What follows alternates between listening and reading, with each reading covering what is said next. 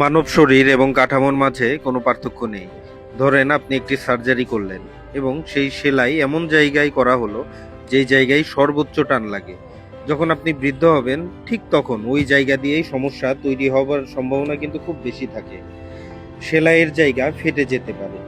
কাঠামোতে রড ব্যবহার করি টান শক্তি নেওয়ার জন্য। রডের জোড়াটাও আপনি যদি ওইখানে দেন যেইখানে সর্বোচ্চ টান কাজ করে, তাহলে কাঠামোর বয়স যখন বেশি হবে অথবা প্রাকৃতিক দুর্যোগের কবলে যখন কাঠামো পড়বে, তখন সেখান থেকেই রড ছুটে গিয়ে ভবন ফেল করার সম্ভাবনা তৈরি হবে। আজকে এখানে গ্রেড বিমের কাজ দেখার জন্য এসেছিলাম। এখন এখানে এসে দেখতে পাচ্ছি রডের জোড়া ভুল জায়গায় দেয়া হয়েছে।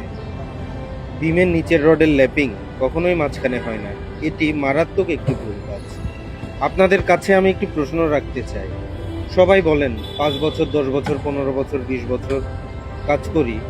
তো নতুন যে কাজের প্যাটার্নগুলো বা ইঞ্জিনিয়ারিংয়ে যে জিনিসগুলো এখন নতুন আসছে, এগুলো তো আরও সহজভাবে বোঝার কথা আপনাদের। তাহলে এই কমন ভুলগুলো সব জায়গায় হচ্ছে কেন? মানুষের টাকার কি কোনো মূল্য নাই? এত টাকা খরচ করে যে বাড়ির মালিক বাড়ি করতেছে, তাদের কোটি কোটি টাকার কাজ আপনারা নষ্ট করে কেন দিচ্ছেন?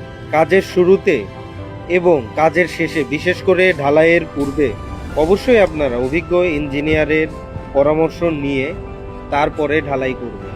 যদি সম্ভব হয় কাজের মাঝেও একবার ইঞ্জিনিয়ারের ভিজিট নিশ্চিত করবেন এবং দেখে নেবেন যে আপনার খুঁটিনাটি কাজগুলো সব সঠিক প্যাটার্নে হচ্ছে কিনা।